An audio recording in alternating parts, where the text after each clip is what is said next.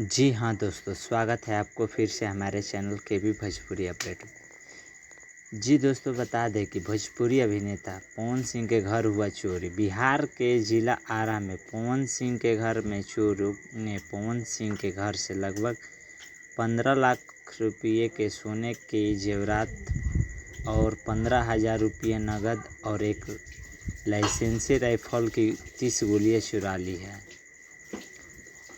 इस चैनल से नया अपडेट निकल कर आ रहा है, तो आप लोग नए अपडेट के लिए हमें सब्सक्राइब कीजिए। और पवन सिंह के घर चोरी हो गया है, ये एक नया अपडेट है।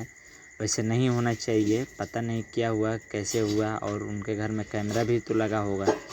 तो अभी तक ये मामला सामने नहीं आया है, तो आप लोग को जल्दी से जो भी अपडेट आएगा इसके बारे में तो मिलेगा। तो आप लोग मेरे चैनल को सब्सक्राइब करके रखिए, ताकि जो भी नया अपडेट आए सबसे पहले मिले।